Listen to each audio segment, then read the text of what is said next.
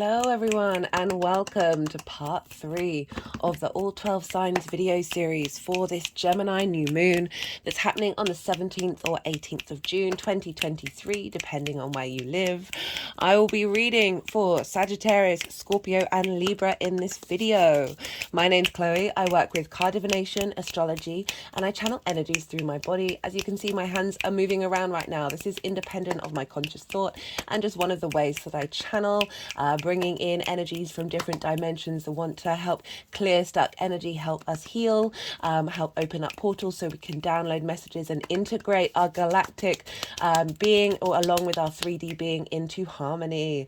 This is, as I said, Gemini new moon video. I've done a collective reading as well as 2 other parts so far. This will be a 4-part series. In each introduction, I try and bring in different themes, different layers to what's going on here. In this introduction, I will be talking about Mercury and what kind of offerings you can make to Mercury. Mercury rules Gemini and is essentially ruling everything in the skies right now, because all the planets and their rulerships and who rules the signs that they're in, they're all linking back to Mercury, and Mercury's in its own sign, so the buck stops with Mercury right now. Our desire to engage with information, to collect it, to be slightly trickstery, to be light on our feet. This is an air element. It's mutable, changeable, adaptable, and so we've got a lot of very everything is all coming together for this new moon.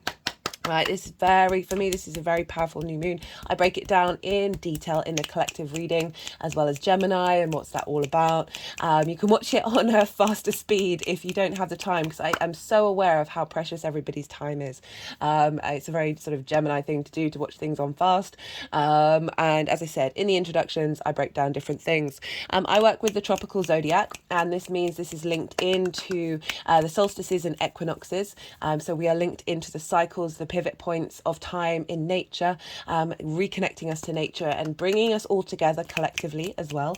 We're going to have the summer solstice a couple of days after this new moon. I will be doing a little mini reading linked into that and pulling a couple of cards for each of the signs I think actually probably tomorrow after the new moon.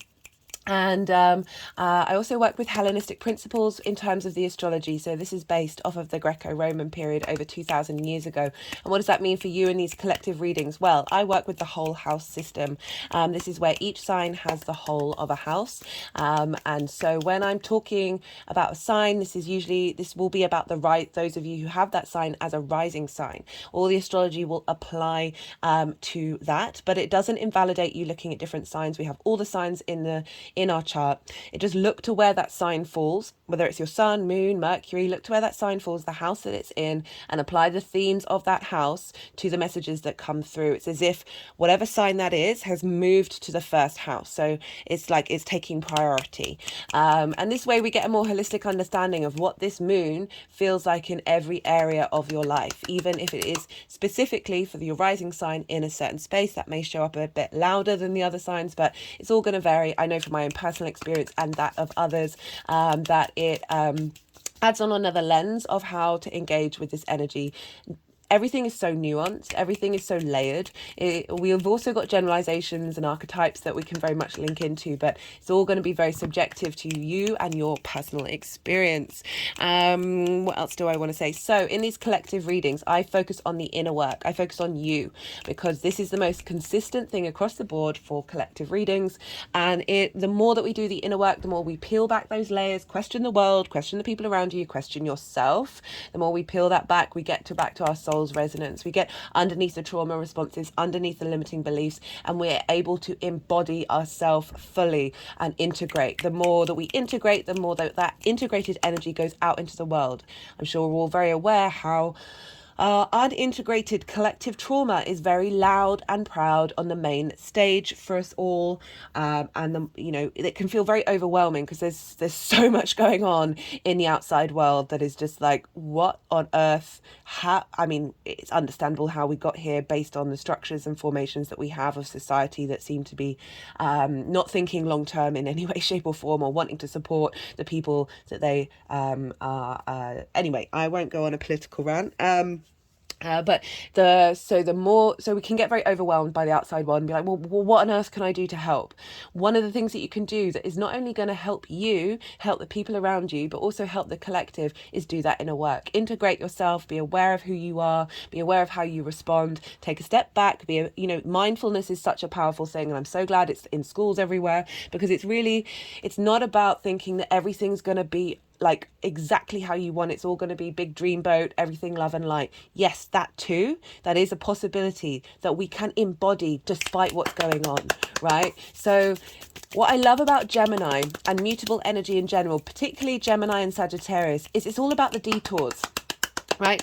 It's all about the side quests, and things that you think, oh, well, I thought I was going A to B and I thought that's what I needed to do and that's what I wanted, and then the universe will come along and will send you down a little side quest, and you're like, well, what is the point of this? Or this feels like a bad thing, I'm not getting what I want. And then it turns out at the end of that side quest you found out some information, or you've been given an opportunity that actually suits you better than the direct linear A to B, right? So love this energy for us all, because we can get very fixated, we can get very stubborn, and the mutable energy, it follows fixed energy. We've got cardinal, fixed, mutable. Mutable is the period before a solstice or an equinox. So we are taking what we've learned from fixed energy, what we instigated with cardinal, and then we are adapting and changing it. We're taking what works for us and transmuting that energy into starting something new, adding on a new layer on the evolutionary cycle. This ability to be adaptable is one of the most fundamental things of the human race. And the fact is, we seem to have forgotten that. We seem to have forgotten that it's okay to be wrong. It's okay to not get something perfect. And we learn through these experiences. We are all fallible.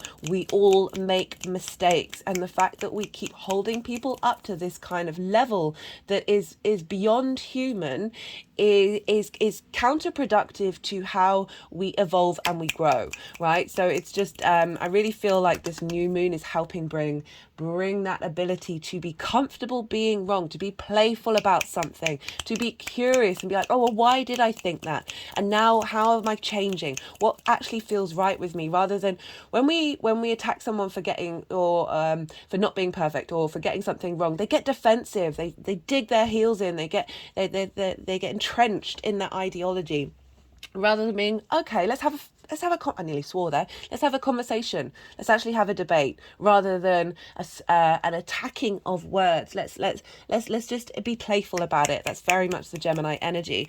Right, I went off on a bit of a tangent there. Thank you everyone for being here, new and returning viewers alike. I really appreciate it. I love reading for you. I love doing these readings. It's just so interesting to see what comes up and what channeled messages come through. And with all the different rising signs, it is an honor and a privilege to be able to do this for you all, and I appreciate your time and your energy being here with me. It means a lot to me. I will be putting up the chart of the new moon on the community page. It also goes up on my Instagram, so if you want to follow me on Instagram as well. It's just another mode of communication, and communication is the name of the game. So let's talk about Mercury. You might be wondering why is there an orange? Well, Mercury traditionally is connected to the colour orange. And so bringing oranges into your sense of devotion and ritual, your intentions that you set over this new moon, might be a wonderful way of bringing in the energy of Mercury, honoring Mercury, who is ruling this new moon. And you're just sort of saying, I see you and thank you. There's a sense of gratitude, of allowing some, we all feel great when we're seen, and to think that the energies don't is perhaps a little naive. But so Mercury, the messenger of the gods, the fastest moving planet in the solar system, it retrogrades a lot, 3 times a year. So there's this sense of movement, this in-between space. Traditionally, the Sun, Jupiter and Saturn are all day planets, and the moon Venus and Mars are all night planets. Mercury is neutral. Okay, we just got the Seven of Pentacles, and this is about being dedicated to creating something new, putting the time and being mindful in. And I have been getting this vibe from the All 12 Signs videos, as well as the collective, that this new moon that is opposite the galactic center, the center of the galaxy, is that we're going to be allowing us the way that we collect information to be just a bit more mindful. A little bit more, we're taking a little time, as well as still remaining playful and adaptable, but we're just going to have a little bit of a pause where we can contemplate, where we can dedicate ourselves to a new way of engaging with information. As I said, it's a new moon, so we are planting seeds in our unconscious mind. We are starting a whole new 6-month cycle till the full moon in Gemini, or if it all depends, you might want to be going to the full moon in Capricorn. That will be in a couple of weeks. You know, these things can show up in both ways. It's not either or. That we are instigating a new journey that is going to help create a framework in which we collect information that is going to facilitate us in the 3D realm. Like, well, we will see the crops come in at a later date. So what was I saying? So yeah, Mercury is considered to be a neutral party. It can flip from the day or night team. It can weave in and out of things. I've just got the Tower. This came up in the collective reading. So this is very much about pulling down internal thought structures and from limiting beliefs that no longer serve us. And yeah, so Mercury was the only god that was able to go to the underworld and the land of the gods, as well as the mortals. So there's real ability to adapt and change, to weave in and out of different environments. And this sort of the mercurial energy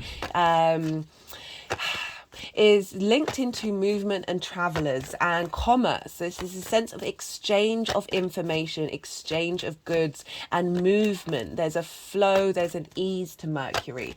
One of the things that you can do, so I want to talk about sort of like what kind of rituals you can do over this new moon.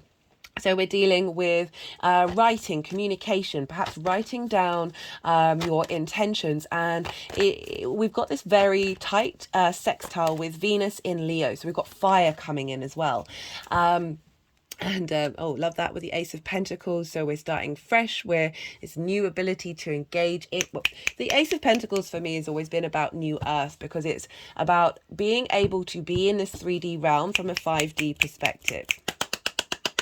You know, we've got this new moon opposite the galactic center. We're getting downloads happening of the bigger picture into our neural framework of how we engage with information, that is bringing in a sort of a galactic perspective, that is sort of instigating a new way of, as I said, that we engage with information. Right, so what was I saying? Yes, so things you can do to honor Mercury or connect to the mercurial energy. So as I said, writing down your intentions, the seeds that you want to plant. And as I said, we've got this sextile with Venus in Leo. And so we're bringing in fire. So it could be that you write these things down and then you burn them. Respectfully, responsibly with that fire, going to a crossroads, right? So if you think about the Lovers card, this is all about choice. This is about being at a crossroad, having as much information as you need in order to make decisions for you in the long term. So going to a crossroads. Got the Three of Swords here again. How how I was talking about how this is clearing out limiting beliefs and trauma responses, that this is linked into heartache, and that doesn't have to be romantic. It can be absolutely anything that has diminished your heart space. So I was talking about Leo and Venus. Venus is in the sign of Leo, which rules the heart. I've done a Venus transit on that and talk about that in a great deal, and I really like how Venus is having a conversation with Mercury at this time of getting our not necessarily our mind, but our mind and our heart in alignment with one another. In order to, how do we start fresh in this new journey? So at crossroads, having, the Lovers card, so many of us have had experiences, romantic experiences that have caused us heartache, and how this is a lot of pain and suffering can block that. Perhaps going to those crossroads, standing in the crossroads with an orange and like offering up your dedication to Mercury and saying, can you help me transmute that energy? Can you help me see the playful side of it, be more curious about the whys and the wherefores rather than holding on to the emotions? You know, crossroads, again, linked into the travelers. Mercury is very much a protector of the traveler. So this is this element of being at a space where there's lots of different directions you can go in. Very Gemini energy, very Mercurial energy. Of being like, okay, open me up to the abundant possibility of what the universe can provide. Remember I said about those detours, that things that you may not have planned for may come up into your life, may be a bit frustrating, but they're actually taking you down a direction that's going to facilitate you in the long term.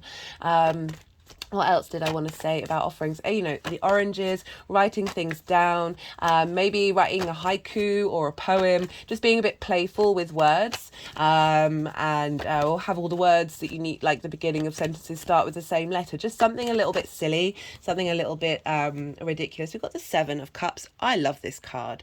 This is about choice. This is about imagination. This is about exploration of all the possibilities. And rather than fixating and setting boundaries around things, this is about being adaptable to the potentiality of anything the universe throws at you and being able to see that as a fantastical thing rather than a hardship. What else you could sing a song to Mercury. Mercury was also linked into music. He was also linked into doctors and healers. So there's this sense of saying healing words to yourself during this time, laughing, being playful. There's very much a trickster element to Mercury, especially in Gemini. Of there's a lightness to it. You know, Mercury also rules Virgo, which is an earth sign. It's more about healing. But there's healing energy in laughter. And just being able to be in just a space of joy during this time, of really being able to open up the pathways. We've got the Two of Swords here. And this is about choices, but also the strength of going inward, and by going inward we are able to make decisions. This is a sense of contemplation, of time, of stillness here, of a quietening of the monkey mind.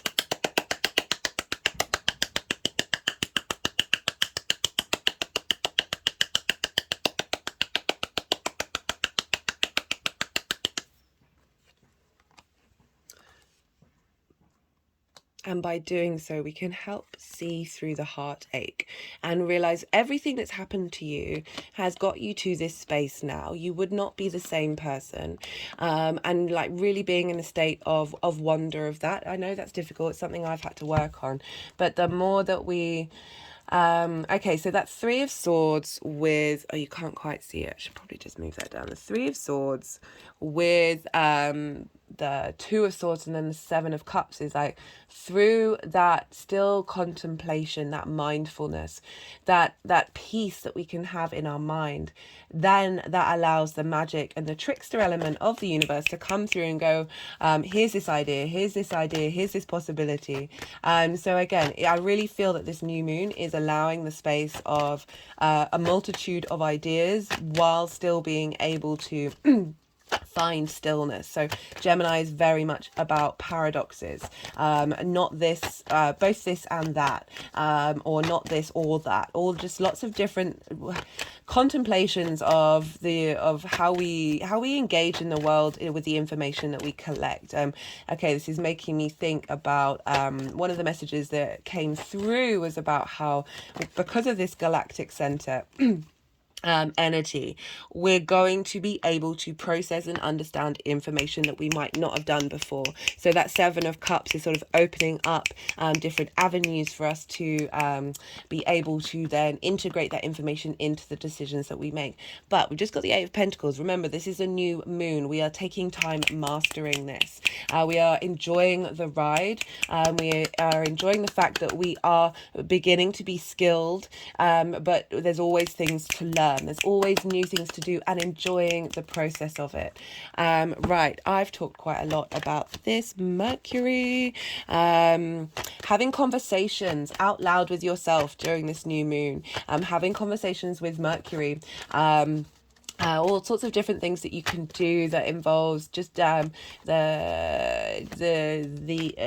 into the mercurial energy, writing yourself a letter, and posting it back to yourself. That could be something that you could do. There's all sorts of things that you can do to bring this in. Speaking, singing, laughing. I'm just going to pull one more card for Mercury and our devotion to Mercury.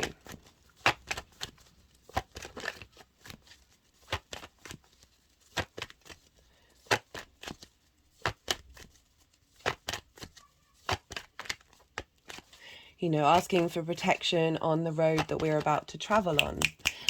It's also something that you could bring into your intentions, because this is a very powerful mercurial moon. This is just the first new moon in Gemini after Mars being there for so long. So there's a real sense of, let's bring this all together. Let's culminate that whole experience and have some clarity. Bring in this, Gemini is very catalytic energy. They can shake things up in a way that may seem not clear at the time, but through that the magic comes through. I talk a lot about the mind and control and chaos in the collective reading, and how we need both of these things in order to come up and bring in new ideas and new and just really strengthen the mind and invigorate the mind at the same time. Right, okay, maybe they're wanting a final card from a different deck, because nothing's coming out. King of Swords. So acknowledging clarity, being able to take decisive action based on how you collect that information. Okay, interesting. We've got a nice little journey here.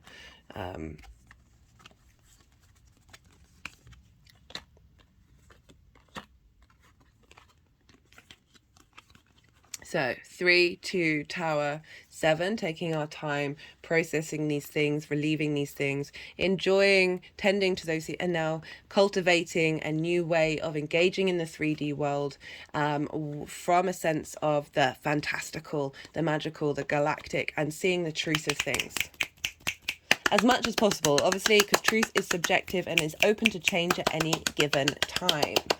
Love this. Okay, I'm going to wrap up, and we're going to start with Sagittarius and then read for Scorpio and Libra. Sagittarius rising. How you doing, Sagittarius? For those of you just checking into the Sagittarius energy, look to where Sagittarius falls in your chart, the house that it's in, the themes of that house, and apply those themes to the messages that come through. Take what resonates and leave what doesn't.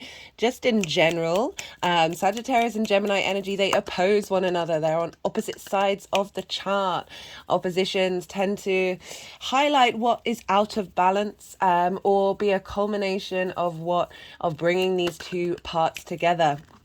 And so we have this new moon for Sagittarius rising. This is happening in your 7th house. This is the house of other, opposite your house of self. This is about intimate one-to-one relationships. This can be business partners. This can be clients. This can be intimate friends, and also sort of more long-term committed romantic relationships.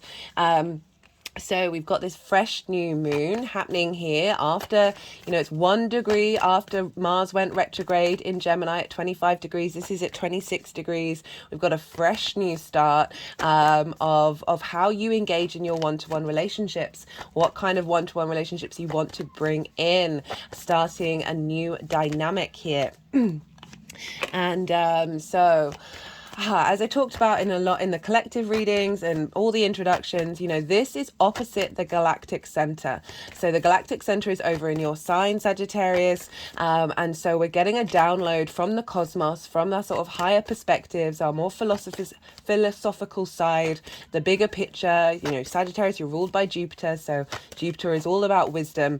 And we're getting a download from the gods, really. I talked about how Mercury is the messenger of the gods. So we're getting galactic energy, the center of our solar system, this portal into the rest of the universe. We're getting some downloads, this new integration of how we engage with information, moving past trigger responses and limiting beliefs. So you're getting a whole reboot in what it is that you're engaging with in terms of what kind of relationships you want to be in, how are you engaging with a sense of curiosity with these relationships rather than a sense of, as I said, those trauma responses. This can help level up whatever relationships that you all have, like starting new intentions. Say do you have a business partner, you do work with clients or friends or romantic relationships, of where do you want to be headed? How do you want to elevate this energy? What do you want to bring to the table here? Be playful, be curious, be open to possibilities. Really, this is, as I said, this is opposing your Sagittarius energy. So for you, Sagittarius rising, this is your house of self. This is how you embody your sun or your moon, depending if you've got a day or a night chart, in the actions that you do. It's the lens in which your actions are seen. It's often how other people see you, and also your vitality, your health, and your excuse me, right, let's put this here, your vitality, your health, your vitality and your body and your appearance. So we've got this new moon that is asking you to bring yourself and others into balance. We've always got work to do on that, moving away from codependency, of prioritizing other people's needs over our own, of not allowing ourselves to be seen at the expense of others. With these oppositions, it's always wanting to bring things into balance. And you've got this in angular houses. So angular houses are 1st, 4th, 7th and 10th. And so you've got this, angular houses are the pivot points in our chart. They're very powerful. So you've got this big fresh new start in a very significant part of your chart, and so this is opposing whatever you've got in Sagittarius, and oppositions are a hard aspect, conjunctions, squares and oppositions, and this is when things tend to show up a little bit louder, and they can involve a little more hard work rather than a trine or a sextile, but there's a real beauty in it. There's a real sense of forging yourself in the fire in order to create magic. So this is really great fresh new start in how you engage with the information that has formed those relationships, breaking open and bringing in new pathways. There's a lot of stimulation needed with Gemini. It's the fastest moving sign in the zodiac. It's ruled by Mercury, which is the fastest moving planet. It's air, it's mutable, so very changeable. This ability to move from one thing to another. It might be the kind of information that you share, the kind of people that you draw towards you, and I really feel with this whole okay, they finished quite quickly, with this whole new moon, is that we're allowing the beauty of the Gemini to come through, but it can also be kind of like starting lots of things at once and not necessarily finishing them, of liking lots of different things, and wanting to do all the things, wanting to engage in all the ways. And I feel like this is bringing just a sense of perspective and stillness, this broader perspective into how we engage with things. We also want to look to, because we're dealing with the sun and the moon, we look to where Cancer and Leo fall, because this is going to be bringing in themes linked into this new moon, and this new moon will be leveling up those areas of your chart. And you have Cancer in the 8th house. So whereas the 7th house is the lens in which those relationships show up, the 8th house is the give and take between those relationships. So the 8th house is shared resources, the outside world's resources, time, money, things, energy, intimacy. All of these things are the give and take between the dynamics that show up in the 7th house, as well as other parts of the chart, but particularly that follow on. So this fresh new start is helping your unconscious mind, that intuition of the moon, how you are nourished, how you nourish others, is being facilitated by just a fresh new way of engaging with it. We also looked where Leo is, and Leo is in your 9th house, and this is your bigger perspectives. So your sun is rebooting how you see yourself in the world in relation to these relationships from a more expansive, wider perspective. The 9th house is very much linked into your perspectives, how you engage with spirituality, nature, science, your morals, your ethics, what's really important to you. And so you're wanting to get these into alignment. We've also got Venus there. So I've done a Venus transit video. I really recommend checking that out. That's a 4-month cycle. She's going to retrograde. That's starting a new 8-year cycle with a Venus area of our chart. And this is in Leo, the heart, right? So getting your heart in alignment of seeing the truth and value of who you are in your bigger perspectives. Venus is sextiling Mercury during this new moon, so we've really got a connection between the heart and the mind, our passions, and how we connect to the information. So you've got this how you see yourself in the world is being impacted by this new development in your one-to-one relationships, as well as the give and take between them. Okay, Sag, so this is when I go quiet, because it can be a little difficult for me to channel, think and talk at the same time. So do bear with me.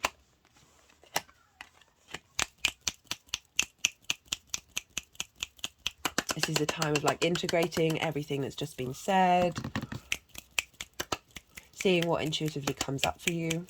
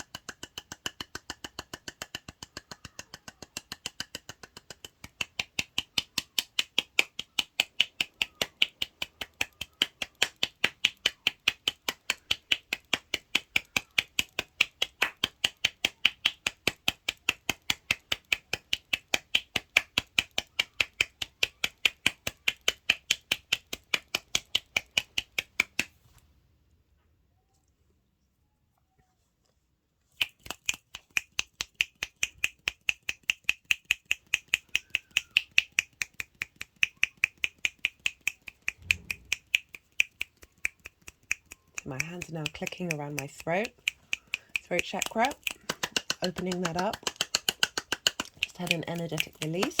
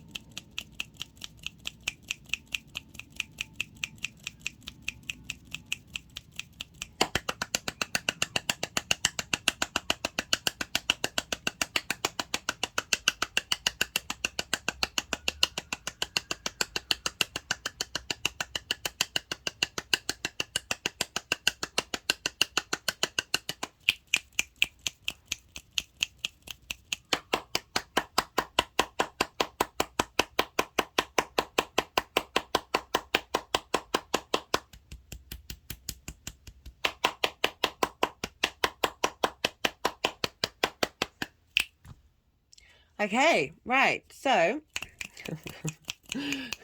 they're being quite insistent on doing a lot of energy work for you, Sag.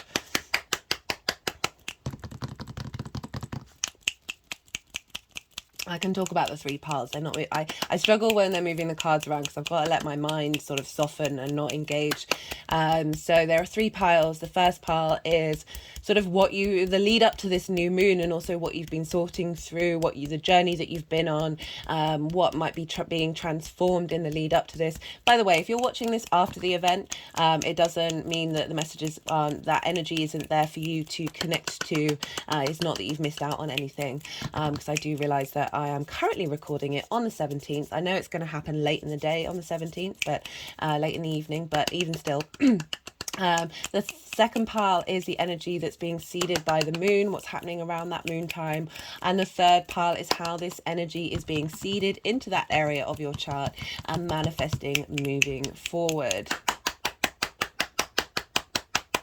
Goodness me, you've had the most energy work out of everyone, Sag. Just FYI.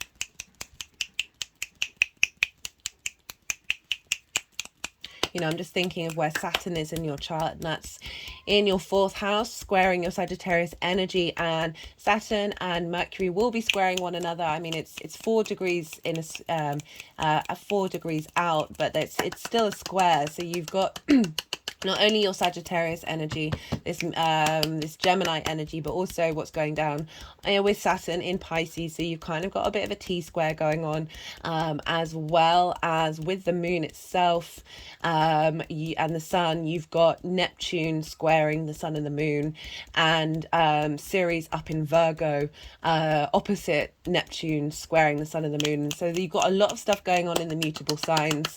Yeah, I talk about that T-square a bit more in the collective reading. I might pull some cards for it in the final introduction, so I'll go into it in more detail about what that means. But essentially, you've got lots of transformational energy coming in with this new moon for you, Sagittarius. So like, you know, because there isn't actually anything in Sagittarius right now.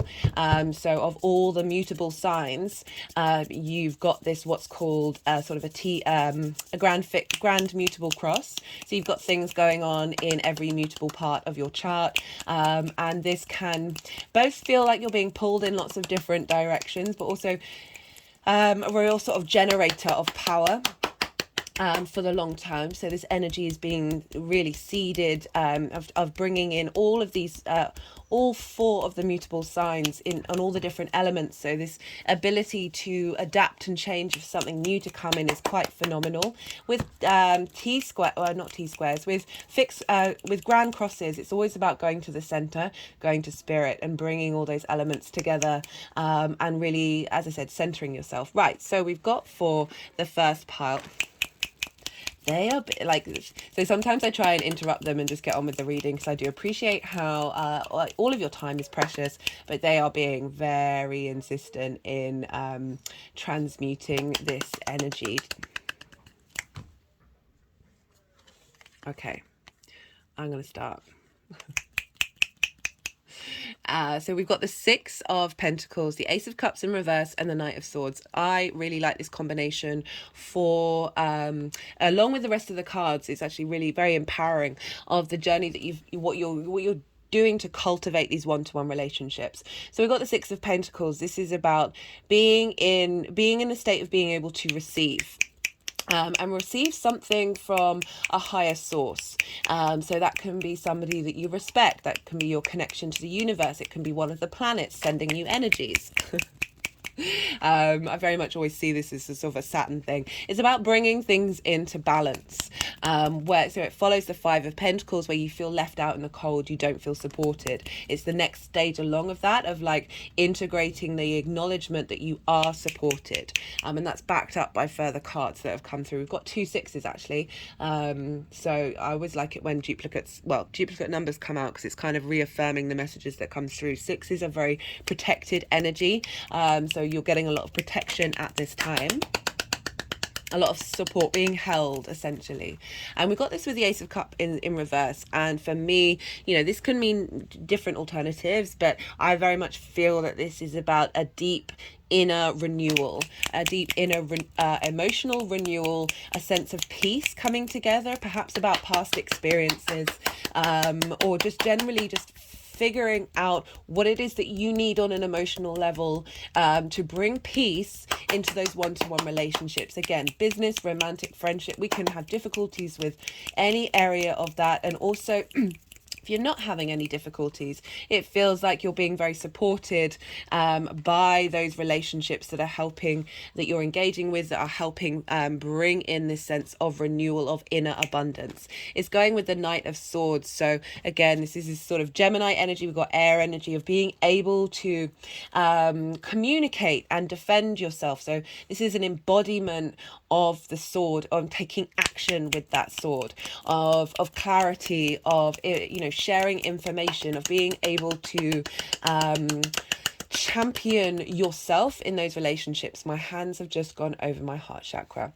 Or that there's somebody that's come into your life, because court cards can represent other people. I usually focus on the inner work rather than sort of specific questions that might be more in a personal reading. But, we are dealing with the 7th house. So it could be that somebody has come very quickly into your life that's helping bring this work that you've already been doing into a sense of clarity. Right. So we've got... for the moon itself, we've got the Star card and we've got the 4 of Swords.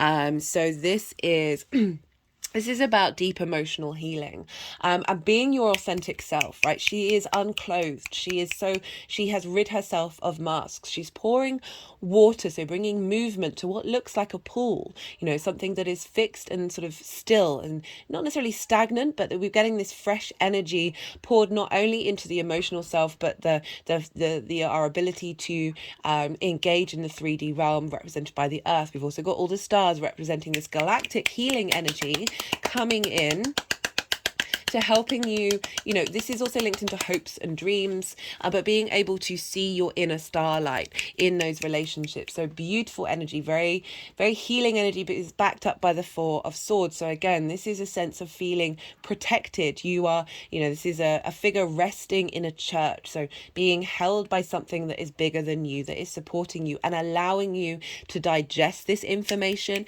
this new download coming in. It might be over this new moon that you just spend some time in meditation, spend some time in contemplation, where you're able to bring this in. Regardless, it might be that these downloads are going to happen in your sleep, and they're coming from a higher power. They're allowing you to feel safe. So we've got those 6s that were the 6 of Pentacles. It's very sort of holding you and allowing you to be in a state of receptivity, and the 4 of Swords that's saying we've got your back. The universe has got your back. We've got for how this energy is seeding moving forward. Wow, what a powerful combination, especially with the 7th house, where, as I said, we can lose ourselves, and there's an element of codependency. These cards are not about codependency. The World card is Saturn's card. So again, you've got Saturn in your roots and your foundations, getting that strong, getting your integrity strong. As I said, those foundations of who you are, very, very stable over the next 2.5 years. And this is Saturn's card. This is about knowing yourself. And when you know yourself, Saturn's linked into boundaries, but only bringing us boundaries so we can really test and understand what core boundaries do we have. And that means our boundaries get less because we're more confident in who we are. We're not triggered by things. So we can actually move through situations that would normally feel restrictive and not be bound by them. The World card means that the world is opening up to you. And in your one-to-one relationships, this is about being confident in who you are and being able to express it. Doubly backed up by the Emperor, very sort of powerful. I know who I am. I know what I want, and I'm making wise decisions. This inner sovereignty. With the 6 of Wands, so we've got 2 6s. This is about victory. This is about being celebrated. This is about feeling support, and feeling validated. So, even though we've got those very independent energies, well, because of these independent energies being seeded, there is a sense of also validating yourself, but this isn't about seeking that validation. It's through your being and the things that you do that you are then appreciated and valued.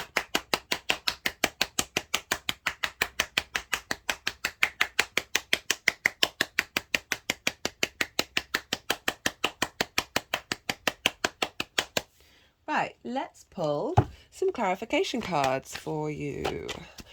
All the decks in the description box. This is the numerology deck. Let's see what wants to come out for Sagittarius for this Gemini new moon.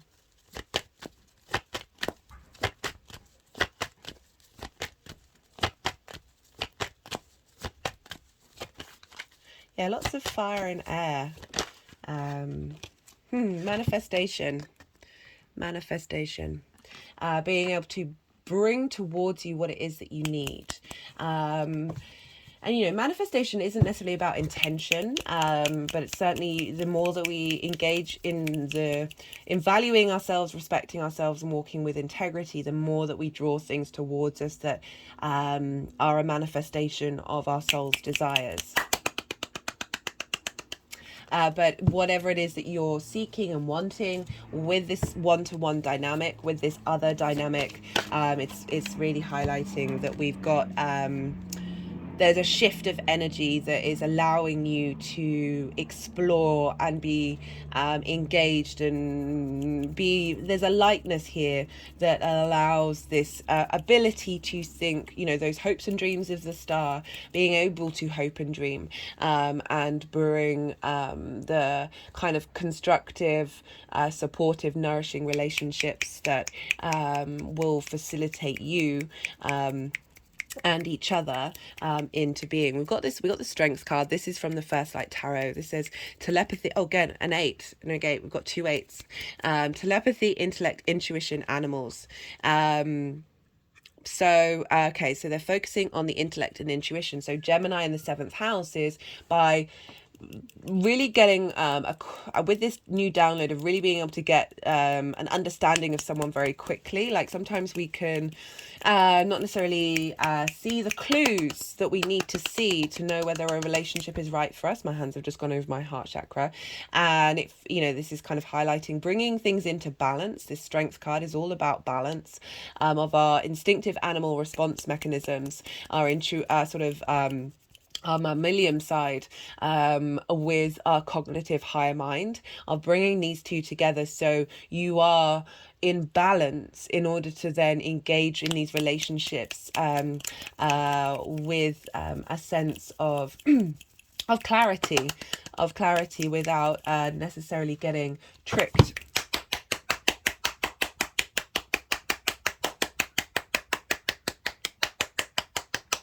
Okay, I'm going to leave it at that, Sagittarius. If any of this resonated, don't forget to hit the like button. New viewers, hello and welcome. I hope you enjoyed the content.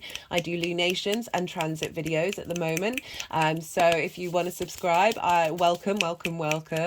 If any of you want to leave a comment, I love to hear from you. I love to hear about the astro weather. I will get back to you in the comment box.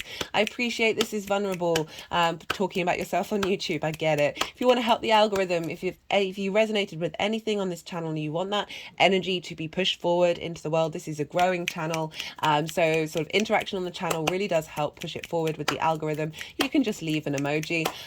Right, be good to yourself, Sagittarius, be good to those around you, and most importantly, be well until we meet again. Scorpio rising. How you doing, Scorpio? For those of you just tapping into the Scorpio energy, look to where Scorpio falls in your chart, the house that it's in, the themes of that house, and apply those themes to the messages that come through. Take what resonates, leave what doesn't. It's as if Scorpio has now moved to your first house, and your focus and importance is now being shifted. Right, but so just in general, regardless of whether you're Scorpio rising or not, Gemini and Scorpio energy are in conjunct one another. So what does this mean? Well, traditionally this means that they don't have one of the traditional aspects in how they communicate. So they don't have anything traditionally in common. Scorpio is fixed water and it's yin night in nature. Gemini is mutable air and it's yang day in nature. So, just straight off the bat, we find it like information passes quicker, obviously, when we've got common denominators. So there's a sort of, you're able to cut through some of the things that you may need to say because there's things in common already, there's an understanding already. So with an inconjunct, traditionally there aren't things in common, so this energy can feel a bit frustrating, a bit disruptive. It can be a bit just like not quite feeling like you're in your flow. However, I feel like we can find flow with absolutely any aspect. This one just takes a little more work, and so I think, you think about it of how everything's got something in common, as I said, but imagine engaging with something that you know nothing about. What you're doing is you're adding to your skill set, right? So the more that you engage in it, the more that you sort of try and find those things in common, the more that you're able to bring things from a very maverick, different, out of the box kind of way. Like it's not without it, because it's not easy, you're having to just think a little bit harder, but also use a bit more of imagination and use a little bit like, oh, I would never have thought of something like that. That's where this inconjunct energy comes in. I really love it. I talk about how, like, if you imagine, I don't know if you did this as a kid, but it's certainly something that I remember being in the playground, and I wasn't very good at it, but that's for other reasons. So hopping on one leg, patting your head and moving your hand around in a circle on your belly. Or human beings actually find it quite difficult to multitask. Inconjuncts are kind of like multitasking, or like doing different things at the same time. And so once you've nailed it, it takes practice. Practice is a wonderful thing. The more that we practice something, the more that we find the nuances, the more that we're able to bring in flow. And so once you nail it, you're creating like new neural pathways in your brain. You're allowing new information to come in, and I love this. So for Scorpio rising, this is goodness me, this is the first time the Magician's come up in this reading, which honestly didn't even come up in the collective reading. And I was kind of like, hey buddy, where are you? This is kind of your gig, your show today. So here is the Magician. Right, so for Scorpio rising, they're just sort of clicking all around the body. Drawing in the energy of the Magician, which is Mercury, by the way, for those of you. This Magician is Mercury's card. So this is happening, Scorpio rising, in your 8th house. The 8th house is other resources. So it's not your resources, it's a give and take between you and the outside world. It's the outside world's resources, often linked into mortgages, loans, car loans, all of those sort of big things, taxes, inheritance, 3D or cosmic. But it's the give and take between you and the outside world. And this is also the give and take between you and your intimate relationships. It follows on from the 7th. So time, money, things, passion, intimacy, all of these come up in the 8th house of the mode in which that give and take shows up for you in the world. And I also talked about how it's linked into the 3D resources, other people's 3D resources, but also the cosmos's 5D resources. So how you communicate with the cosmos. And so this new moon that is happening at 26 degrees of Gemini, a degree after Mars retrograded, is a huge, fresh new start in the dynamics that you have with the outside world. So we can, there's trauma found in every house, but I do find like this is where we have, whether we give too much or take too much, whether we feel supported or not feel supported.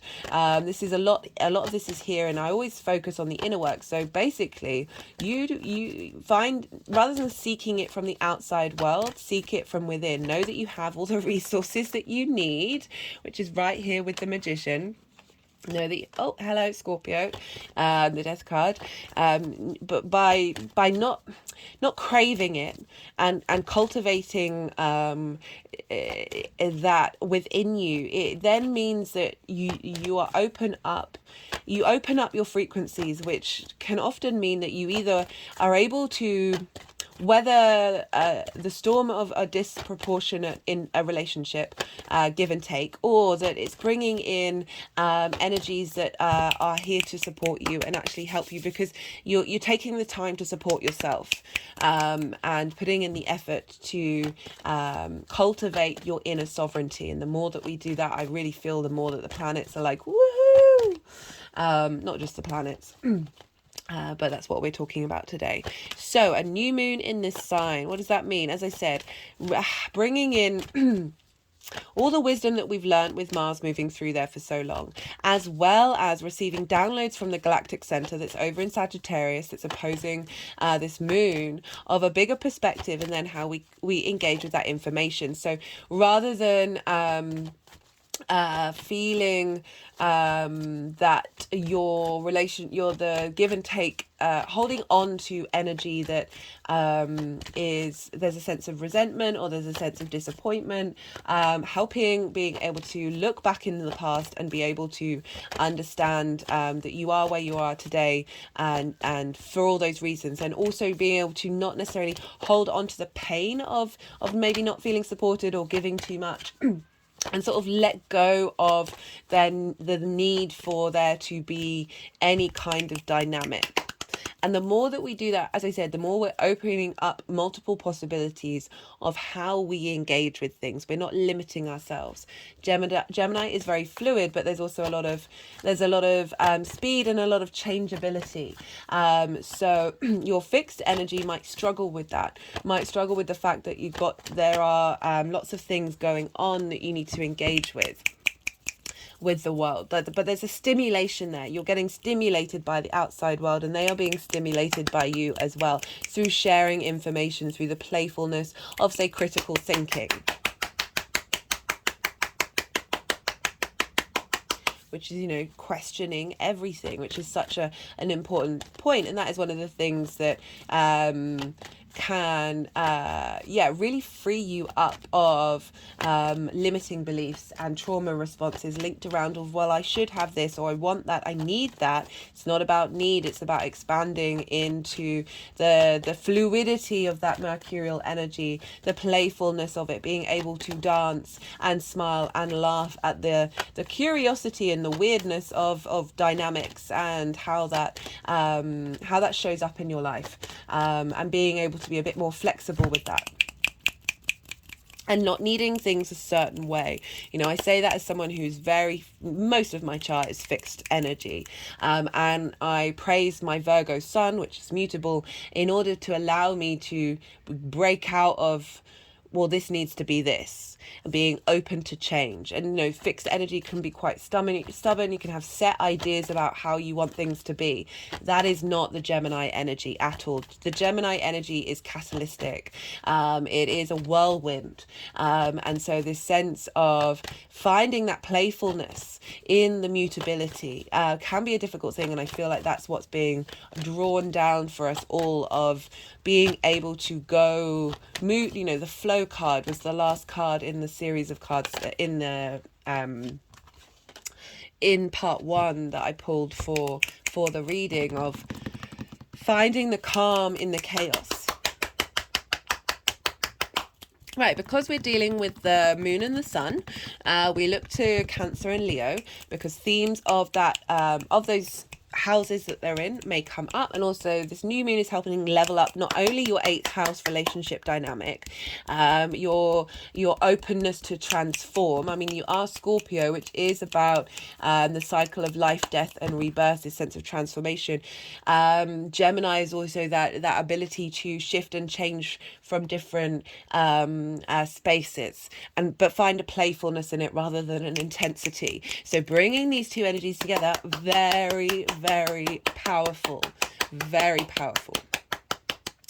So Cancer for you is in your 9th house of your perspectives, how you connect to morals, ethics, philosophies, religion, spirituality, nature, science, whatever it is, and then how you map yourself out in this arena, in this framework. It's also about mastery of something, of what you've been learning. It's about moving to an environment that is different to the one that you're familiar with in order to broaden your perspective. It's all about perspective. So this new moon, it's instigating a fresh new, not a fresh new start, but a new, I need a new word.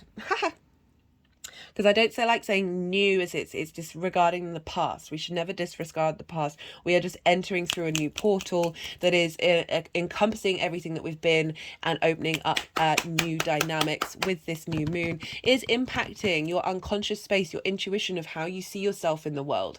Of having a sort of a lightness in this dynamic can help make you feel more comfortable and have more value about how you nourish yourself in terms of the outside world, and maybe not necessarily seeking the support, craving that support from the outside world, and by doing so you are then drawing it towards you. This is also linked into Leo, which for you is in your 10th house because of the sun. So the clarity of this download that we're getting from the sun in Gemini is feeding into your 10th house of life, purpose, career, or reputation.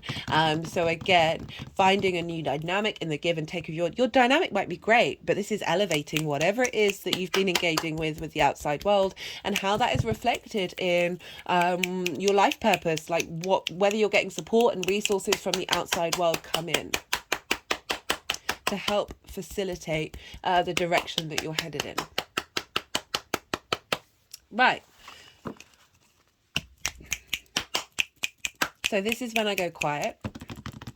I've said what I wanted to say, and the energies are now going to do some energy work. They're going to move the cards around into 3 different piles, and the first pile is what the lead up to this new moon, what you've been working through, sometimes what you've been letting go of, what you've been transmuting, and then we've got the new moon energy itself for the second pile, and then what's being seeded, what this moon might feel like for you on the day, and then the third pile, as I meant to say, if you're watching this after the event, you're not missing out on the messages. The messages are still coming through. They're still for you.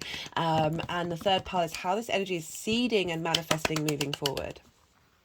So this is when I go quiet, because I find it when their energies are moving the cards around, I find it difficult to, as you can see, channel, think, and speak at the same time.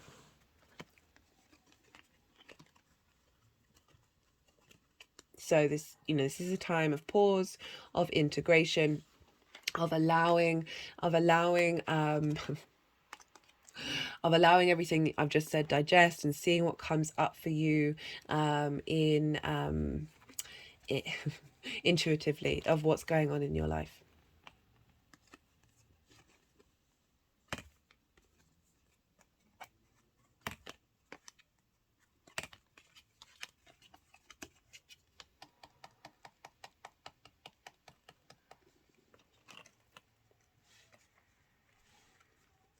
Got 2 sevens.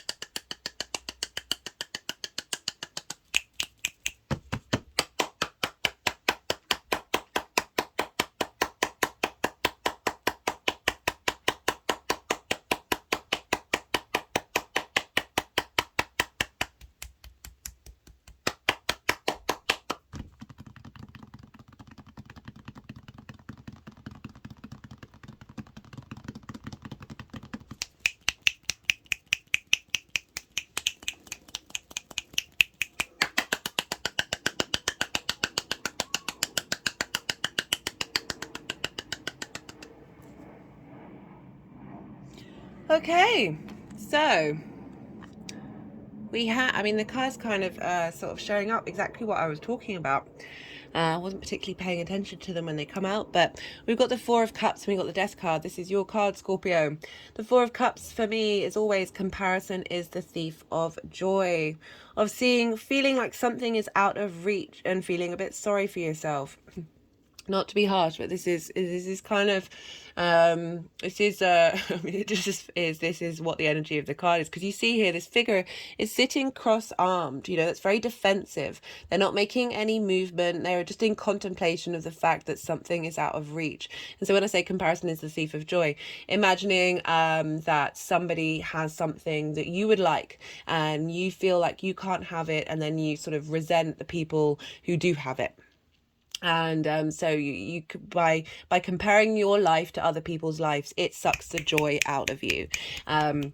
This is also there's a sense of melancholy with the Four of Cups, of being in your feelings, and that is a really valid place to be. All of these cards, all of these experiences, they're so human, they're so valid, but about sitting in this stagnantness, there's a stagnation to this card. There isn't much movement, and this figure is unable to see the Ace of Cups that's coming in. So it's, rather than focusing on the outside world, of focusing on your inner replenishment, your inner intuition, your creativity, your ability to love yourself. And the more that you focus on that, rather than resenting what other people may have, or resenting situations not being how you want them to be, that energy only gets you so far. But I love this with the combination of the Death card. So this is about transformation. This is, right, I always like to focus. You see here, this is a monarch, and the monarch is no longer with us. I have to be careful how I phrase that. And that's about, the Death card is about symbolizing the passing of a sense of something in your life that's had authority over you, that wasn't serving you. And I really feel that this energy you've been in a state of clearing this out. And so if we think about this in terms of the 8th house of like feeling that the give and take between the outside world of other people may have been easier, and their cup is full, and it runneth over. But what you don't realize is that that viewpoint is it's a perfectly understandable one, and it can feel good in a weird kind of way, but it isn't getting you out of that space. Thoughts, oh God, we're so powerful with our intentions, with our vibrational frequency, with all of these things. And I don't like to say this too much, because I don't want it to be oppressive, right? I don't like this idea of you got to say all these good intentions all the time, you've got to vibrate a certain frequency all the time. Yes and no. Like, let's not self-flagellate, let's not whip ourselves for not being perfect. I mean, that is so counterproductive to this acknowledgement, right? So one of the things that I channeled when Venus was in Pisces, and I bring this up quite a lot because it was quite a powerful, I mean, it's not new. Lots of people have already said these kind of things, but every moment is truly divine. The good, the bad, and the ugly. It's not about, there's this fine line between taking action and surrendering, of being open to possibilities but still having some kind of intention, and that is the dichotomy, the paradox of what I really feel of Gemini, of really being able to hold space for all the multitudes. I can't really remember what I was talking about now. Right, so the king is no longer with us, and that's that sense of authority, of this idea, of this construct that you aren't in a state of abundance. It may not feel like that in your life, but we can still be in a state of gratitude over the smallest of things, and the more that we cultivate that, the more that we bring that forward. But with this combination of cards, it feels like you have been working through this, you have been transmuting these ideas between you and the outside world, of you feeling like you're not getting the ease and the flow and the command and the give and take that you've wanted, right? But you are protected in this transformation. It is, with all of these difficult things, you see the sun is rising, vitality is coming back. that yes, it may have been a difficult path, and with Mars ruling your ascendant, that and it being Scorpio, there's an intensity to transformation. Mars is also the god of war. There's an element of conflict. There's an element of things butting heads against one another, and that path not necessarily being easy, but it is a phenomenal path, and there is just the joy that comes with this, of the purity of the horse, the purity of the rose. There's a sense of, through these processes of transformation, you are honoring the universe. You are honoring the cycle of life, death, and rebirth, and by doing so, even if it might not have felt like it, you are you are supported. You are supported and protected by the universe. It just, I talked about the detours with Gemini, like that there is, because of that fixed energy, it can feel difficult to navigate those things without being able to fall into that, without falling into the space of frustration and lack. Yeah, I mean, I'm going off on a tangent. Right, so for the energy of the new moon, we've got 2 7s. 7 is this year's number. Love this combination of cards. They've kind of come up, not together, in the rising signs. And the 7 of these cards both get a bad rep. I honestly, I appreciate the traditional readings of these cards, but that's very rarely the messages that come through for these collective readings. This is about thinking differently. This is about navigating the world out of the ordinary, of not being fixed in something, of being able to find a new way of engaging with information and how you put that together. And then we've got the 7 of Cups. Again, sometimes this is linked into delusion and fantasy and being a bit too stuck in this space and not being making a decision. I see this as the pure joy of being able to contemplate lots of different parts of your life, and bringing, and really just like opening up this ability to fantasize, to engage with. So both of these cards, I think, came up with the collective reading. So this download that we're getting from the galactic center is allowing us to have a wider perspective, but it's also helping us be able to connect and communicate to information that we may have missed before, like all of these different options, all of these new possibilities of incorporating information, incorporating a new dynamic that you have with the outside world, with the give and take. There isn't a sense of scarcity here. There's a sense of freedom and unique ways of thinking and engaging. Certainly also, if we think about it in terms of the outside world's resources, that there is, through this new moon, that there is resources coming in from unexpected directions. And your ability to adapt and utilize the resources that are coming towards you, or engage, and how you engage with them. Having a lot of inspiration, a lot of creativity coming in. Love that. Okay, we've got a fair amount here with how this energy is manifesting moving forward. Love this. Love. We've got the 3 of Wands, and we've got the Magician. The first time the Magician's turned up. Hey, buddy. We got the 3 of Wands. This is dominion. This is you being confident in yourself with the outside world and the give and take between it. Right, so sometimes we can seek things from others when we feel vulnerable, when we feel like we need support. This is not about not receiving support. This is about you being confident and making and feeling in your own power, regardless of what's going on in the world. And that's particularly backed up by the fact that we've got that with the Magician. The Magician is all about knowing you have the resources that you need. So I just have to pause for a second in order to create magic. So again, what I was talking about. Sorry, I just had a tickle in my throat if I sound a bit hoarse.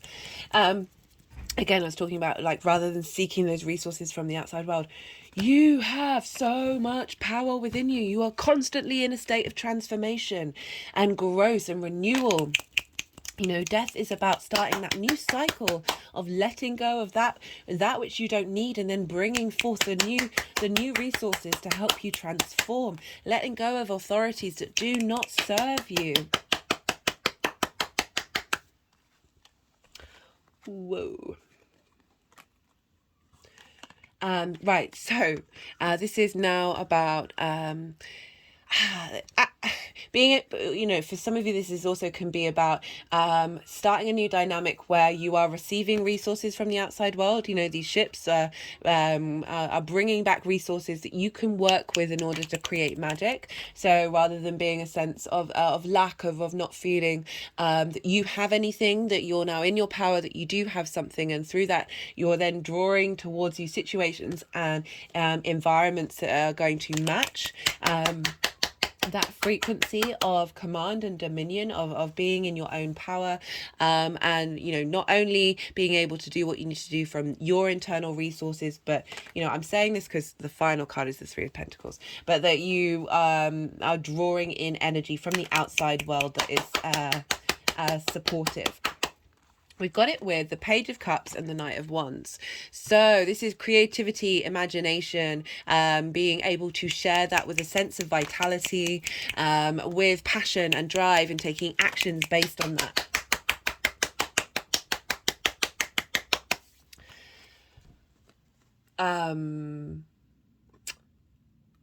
The Knight of Wands also might be the outside world supporting your passions,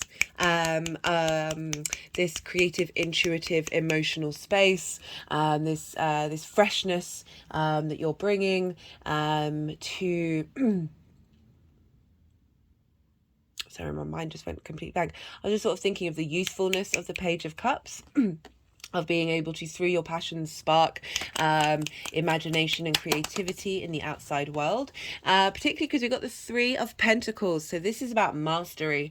This is about knowing your worth, knowing what you have to offer is of a state of mastery. I wasn't even going to say of value, because that's implying that you're putting what you do in terms of how the outside world sees it. It's you knowing what you're doing, whatever that is of value. It is of mastery to yourself. And again, you know, the more that we bring that energy inward rather than seeking that validation from the outside world, it shifts our frequency. We're not just watched there's a spider on the altar. I might take a picture of it and put it on Instagram, but it just jumped. It just jumped. That the more you change that frequency and draw, so this is draw situations towards you that match that inner confidence, inner authenticity. Because the reason why when we lack confidence, we're not being authentic to who we are at the root of us. And so this is about creating something beautiful and long lasting. So this can be your many skills, or this is you and the outside world coming together to create something beautiful. And yeah, the Magician is quite a phenomenal card. This is about using the elements, using everything that you have in order to manifest and bring things into your life.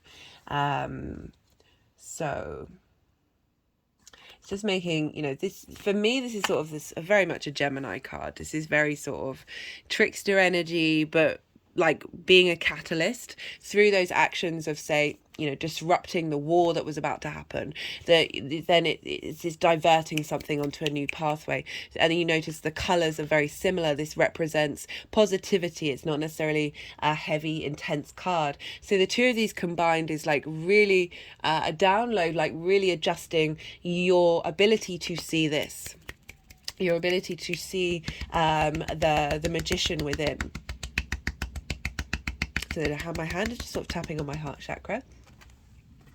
Right, let's pull some clarification cards for you, Scorpio. All the decks are in the description box, if any of them take your fancy. This is the numerology deck. Let's see what's coming out for Scorpio for this Gemini new moon. Healing. Yeah. Having started that process, been working with that sense of transformation and healing inwardly, is you've been setting yourself up. You've been working with the energies that is helping you navigate this new space. So we've got conspiracy, we've got truth and the value of theory, seeing That's an interesting. I know I was talking about critical thinking as well. So being able to question those dynamics and engage with those dynamics from a step back perspective. And allowing you to enable to see the truths of reality. Scorpio, I love you, but there's a sense of paranoia about you. And I say this as somebody, the only water I really have in my chart with planets in is Scorpio. So the sense of paranoia and worst case scenario is definitely one of the many layers of the Scorpio element. So I like that is being helping. There's an ease. There's a shift of gear that's transmuting that. Right. So I'm gonna pull. We've got two. We've got the star, potential, success, happy endings, promising beginnings, and vibration, positive action. So a real shift in gear this new moon is helping bring in. The star card is also about healing, but it wanted to sort of go over sort of the success part, the happy endings, promising beginnings. So there's the sense of closure of one cycle and opening up a new beginning based on this vibrational frequency of positive action. So individuality. So I was talking about focusing on you with the 8th house, and the more that we do that, the more that we understand what it is that we have to offer ourselves and not seek that validation outward, the more that we bring in that starlight. So it's gone with the positive action over the individuality. So it's really highlighting that you have been taking a lot of steps to get to this new reboot. Right, okay, Scorpio, I am going to leave it at that. If any of this resonated, don't forget to hit the like button. New viewers, hello and welcome. I do lunations as well as other transit videos. If anything, you connected with anything on this video, do hit that subscribe button if you want more content. If you want to help the algorithm, this is a growing channel, and any interaction with the videos really helps just push it out there. But on a personal note, I love to hear from you. So writing a comment about how the astro weather is turning up for you, love that. I will get back to you, but also appreciate that can be feel very vulnerable. So just putting an emoji can really help the algorithm. So be good to yourself, Scorpio, be good to those around you, and most importantly, be well until we meet again. Libra rising. How you doing, Libra? For those of you just checking into the Libra energy, look to where Libra falls in your chart, the house that it's in, the themes of that house, and apply those themes to the messages that come through. Take what resonates, leave what doesn't. In general, Libra and Gemini trine one another. They are the same element. They are sharing resources. Trines are an aspect of Jupiter. They want to bring in wisdom, elevation, a sense of cohesion, and through that wisdom and understanding of, the sort of the greater whole with all the pieces in it, that's when we've got that sort of expansive generosity of luck and abundance and opportunities coming in. With that trine energy of Jupiter.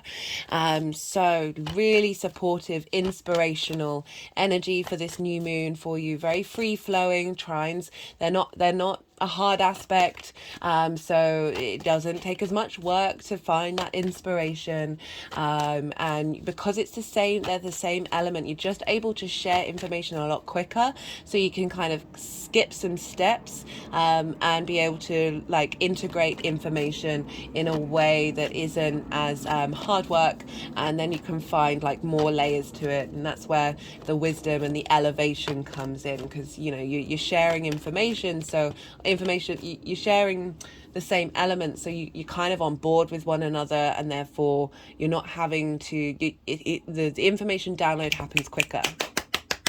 Right, but for Libra rising, hi Libra, this is in your 9th house. This is your house of higher perspectives. This is the house of the gods, traditionally, and so this is where we find ourselves contemplating our personal morals, ethics, philosophies, our spirituality, our connections to God, book religion, science, nature, whatever it is for you that is sort of bigger than you, but you are also a part of.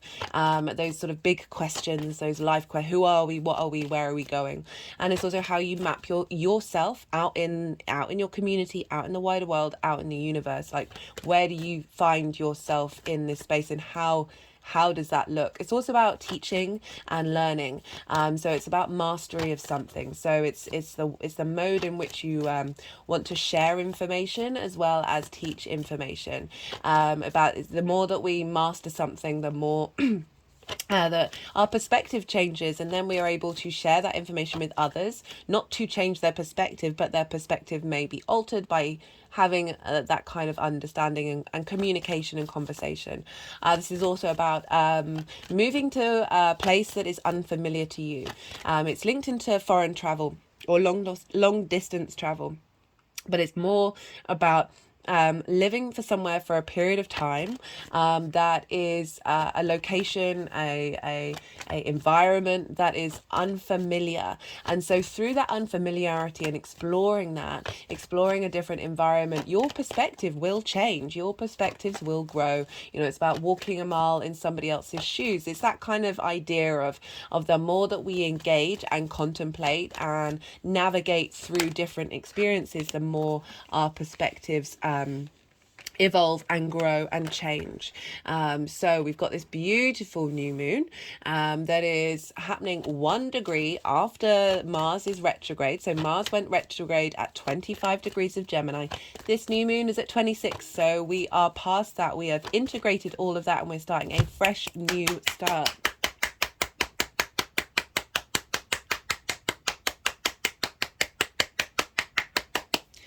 And this is also opposite the galactic center over in Sagittarius. And so this is the center of our galaxy. This is a portal into the... That's so funny.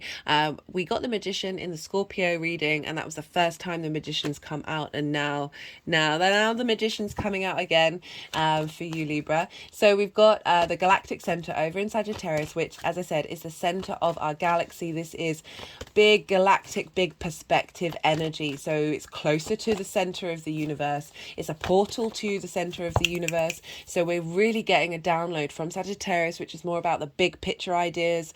This is more the philosophies rather than the small details. Mercury likes the small details of this big picture galactic energy download happening into this new moon that's helping us integrate and understand how we piece together information from a broader perspective. So again, the curiosity, the fun, and the play of Gemini, of having lots of different perspectives, enjoying debate, enjoying exploring different ideas, that we're now through, for me, very much what I've been getting the feeling of and I did this in the collective reading as well as some of the introductions, is this download that we're getting is helping us be able to connect to information that we may have missed before.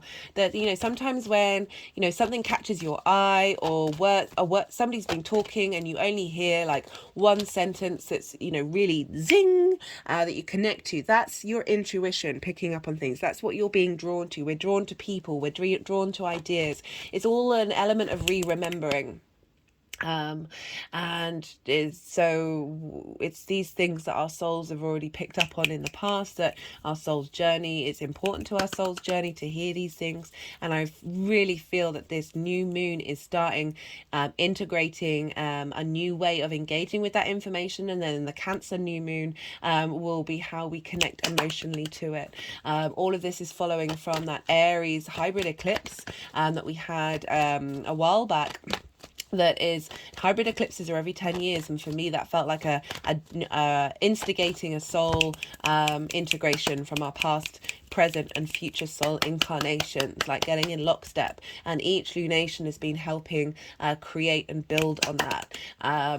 And so now we've got, so Gemini is how we personally connect to information, like what information stimulates us, how do we communicate it, where do we find our fun, our joy, our ease, our flow, our very sort of catalytic energy, the devil's advocate in us, so questioning everything, finding fun in just the information rather than, you know, needing it to be our ride or die. And so you've got the new moon that is helping you elevate. Excuse me, I just have to pause for a second. Sorry about that, Libra.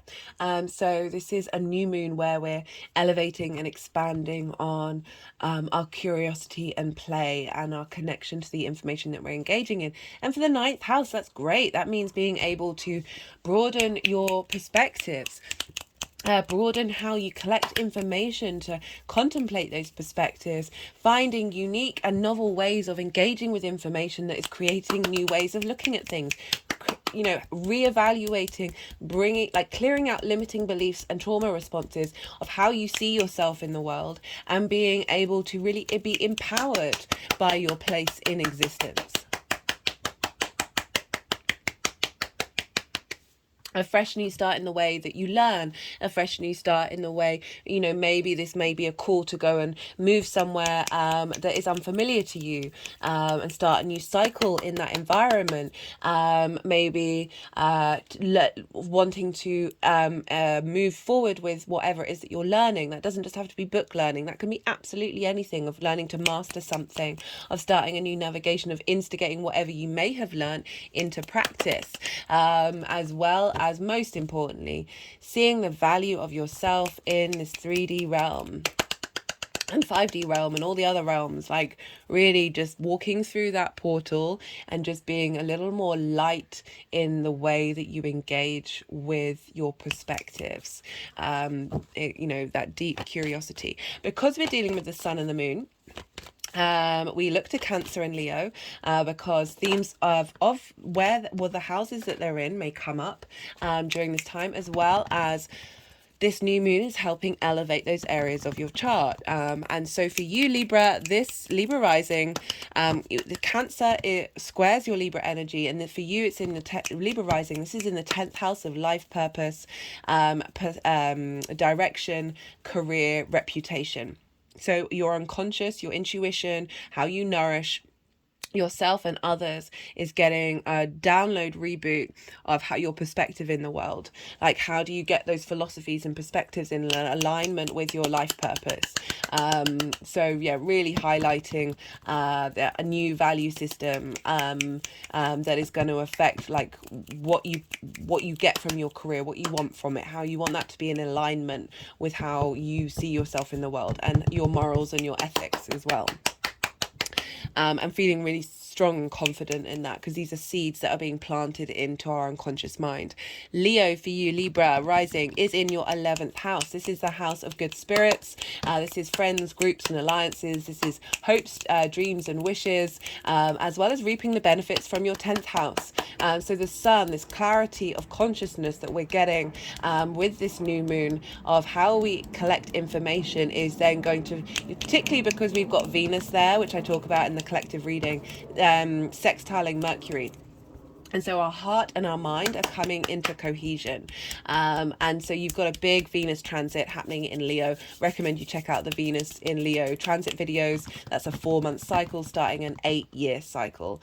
And so we've got the sun, like this, your hopes and your dreams, and what kind of groups and alliances you want to be a part of. What do you want? What benefits, what support do you want from your career?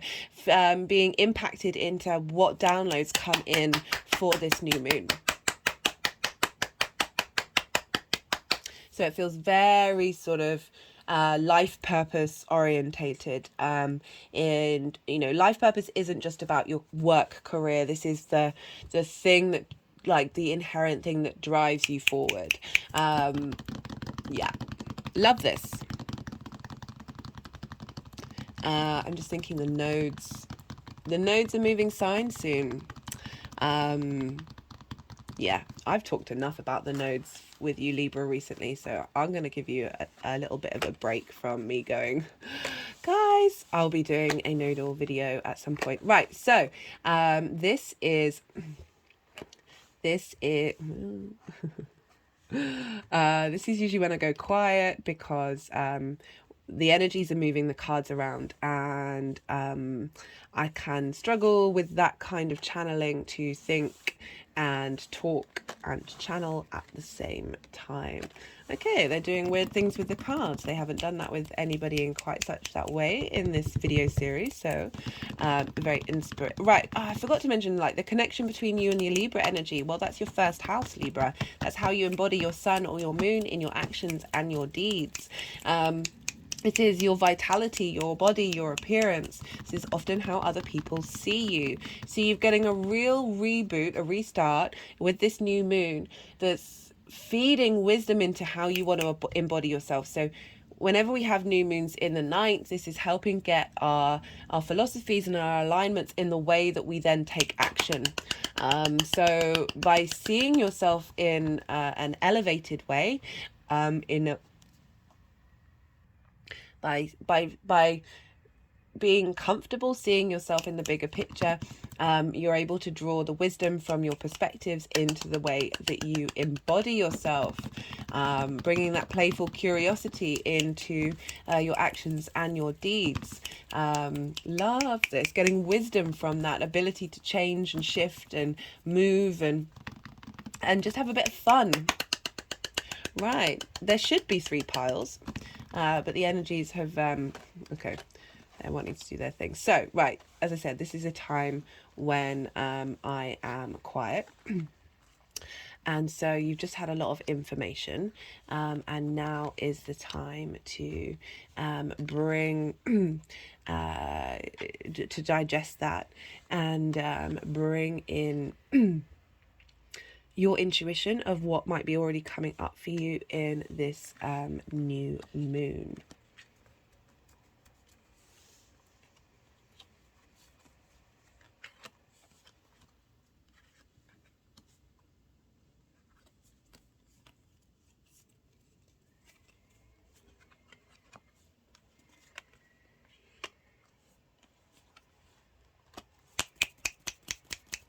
Sorry, you can't really see what they're doing. Let me just move that down. And now I'll move it back up again.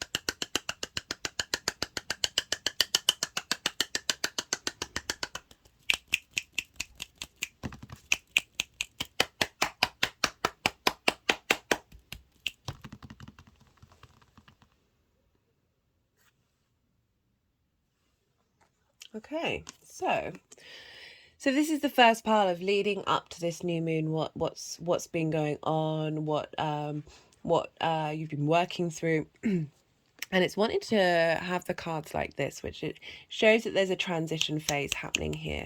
We've got the 8 of Swords, and this is being trapped in a cage that isn't a cage. So there's this sense of some of the constructs that we have of how you may see yourself in the world of, or what you're you may just feel this sense of limitation, that there are forces that are binding you. That is stopping you from being able to see the truth of who you are. and the truth of the situation, that we are capable of breaking out of boxes. We are capable of shifting things that seem very certain into fluidity, very much Gemini energy. And this is mental construct. So your perspectives, how you see yourself in the world, how you look to how you learn, and these all may have limiting beliefs and trauma responses linked around them, where you feel that you can't expand. Like there's a sense of enclosure with this, of again that sort of that limitation, that restriction. And all this figure needs to do is just move just a little bit. So there's that sense of needing movement to shake things up. Gemini is the fastest moving sign in the zodiac. And if you just move just a little bit, then the binds come down and you realize that no, this may have felt like a reality, but actually it is an illusion, and that we are capable of breaking limiting beliefs and trauma responses, that we aren't always just this. We have the capacity for change. And we've got the Six of Cups, and this is a very protective energy. This is about things coming from the past to help you see things a little clearer. Finding sweetness in difficult situations, changing your perspective, moving from a limitation space to, you see here and here that all the cups are filled with flowers. There's a sense of new growth. There's a sense of beauty. There's a sense of ease coming in with this new moon. And, it's kind of like this. So it's kind of, I feel like this is... It's not only highlighting perhaps old spaces, but this balsamic moon might have been bringing this up quite a lot. This sense of feeling trapped, of not being wide open. And this can be, again, being able to look at things in the past with a sense of sweetness, but also potentially past life energy coming in to help break out of these bonds that may have been restricting you. We do have this energy with the galactic center, and also that new moon that we had, that full moon that we had in Sagittarius, that was on the great attractor, which is helping us look at things in a different light, and that's all taking integration to bring in. Right, we've got with this new moon, we've got the Seven of Cups, the King of Cups, and the Hanged Man. So the Seven of Cups is, the energy that's coming in is very sort of our ability to contemplate things, be in a sort of a fantasy world and explore information in a different way.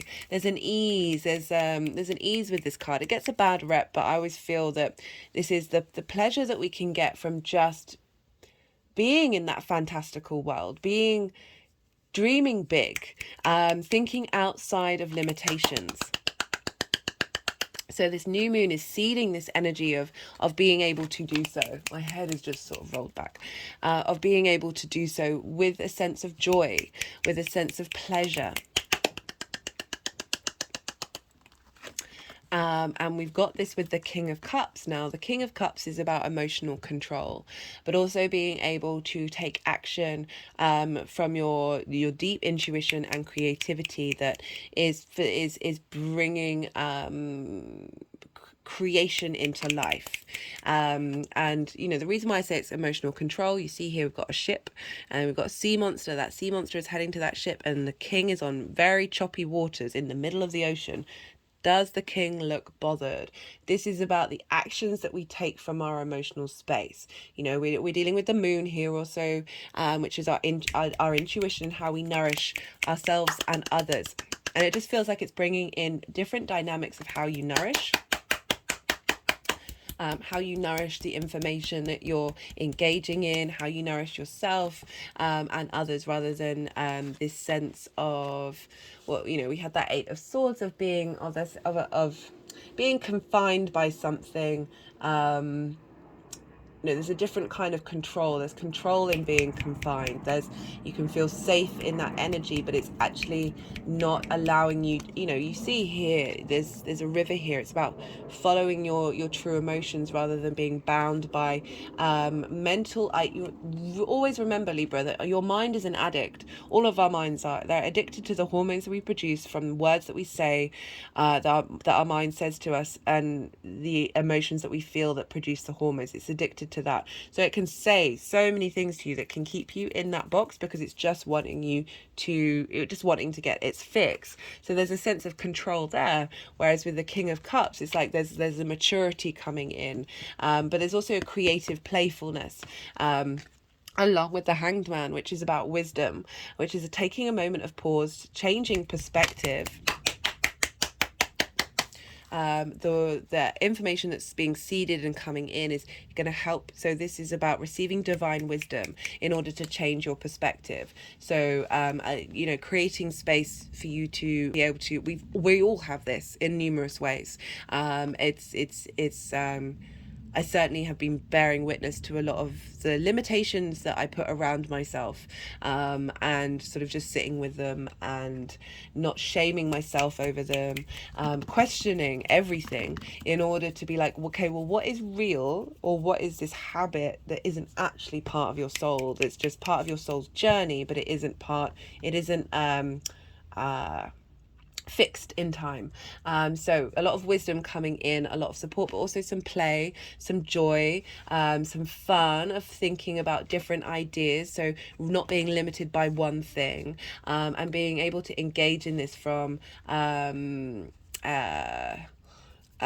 space of a different perspective and higher wisdom. This is also linking into your 10th and your 11th. So seeing the value of yourself and your ability to take action in how you nourish. Having Cancer in the 10th house is often linked into nourishment and support and emotional connection, being able to do so from a very grounded space of wisdom, and you'll be, being able to contemplate hopes and dreams based on this new dynamic. My head just sort of rolled around then. We've got this energy moving forward, like what's manifesting in this 9th house. Well, we've got the Hierophant and the Magician, very powerful. Like having gone, the Hierophant is all about experiencing things, learning things, growing from things, and being able to be your own guru. And through that knowledge and information, you are able to share your wisdom for the community. And that with the Magician, which is about knowing you have the resources you need in order to create magic. The 8 of Swords is about being blocked off from resources. That's actually an illusion. We are able to tap into so many different things. These are all the elements, and all together they bring in the power, the internal power of you're able to, through the knowledge that is being seeded here, that's accentuating whatever knowledge you have, but being able to see that clearly. I often find with downloads and with intuition, you're just remembering things rather than engaging in something new. It may feel new-ish, but also very much part of your old soul. And we've got this with collaboration and mastery. So really being comfortable with yourself in the world, like how you see yourself in the world, being confident in your perspectives that aren't limited, that aren't bound. There's an element of movement and change and wisdom here. And the 3 of Pentacles is all about mastery. Like having command over an understanding and value of yourself and how you map yourself out in the world. But because we're dealing with the 10th and the 11th as well, this is kind of like all this energy is feeding into your life purpose, your career, and where you're headed and what you're doing with it, that you have something to offer, and you are then valued in return. Love it. Right, I'm going to pull a clarification card. This is the numerology deck. All the decks are in the description box if any of them take your fancy. So what's coming up for Libra? We've got adventure.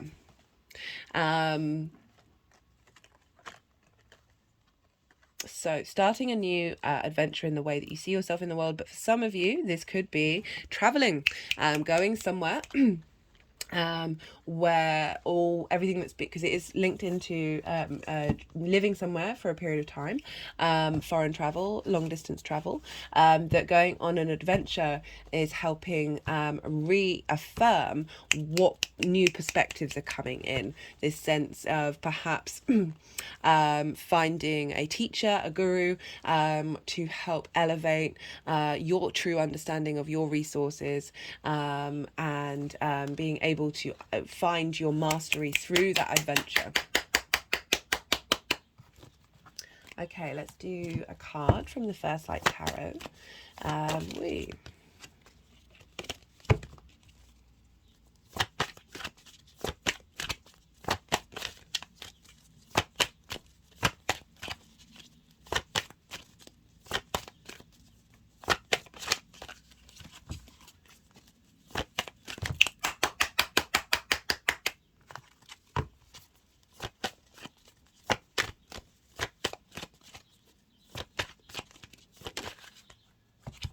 Tower, alarm, storms, electrical impulses, lightning.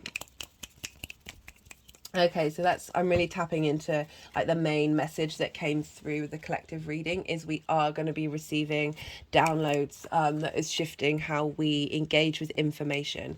So again, we're looking at that Eight of Swords, which is thinking something is what it is when it's not, and that the downloads that are coming in are pulling down those structures. The Tower is about pulling down things that don't serve you in the long term. They may feel a bit disruptive. It may feel sometimes like your life is blowing up. That's not always the case, don't worry.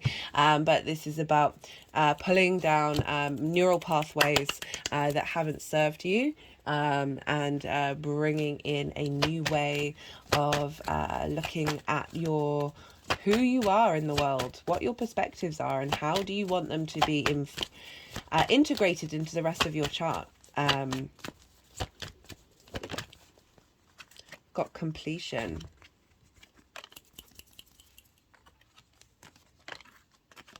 Oh, I love that.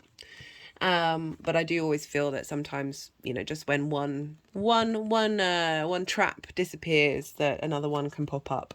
But whatever this is and whatever this symbolizes for you, and you'll know on a personal level that feels like that is coming to an end.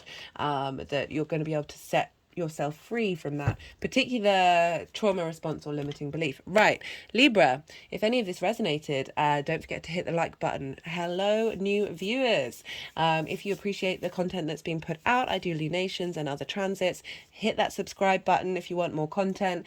Generally, if you want to help the channel grow, because this is a growing channel, posting comments in the comment box really pushes the algorithm out. I love to hear from you, just generally on a personal note about the astro weather.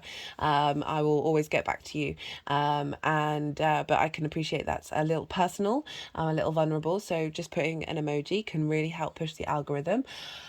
Do whatever you feel called to do, and be good to yourself, Libra. Be good to those around you, and most importantly, be well until we meet again.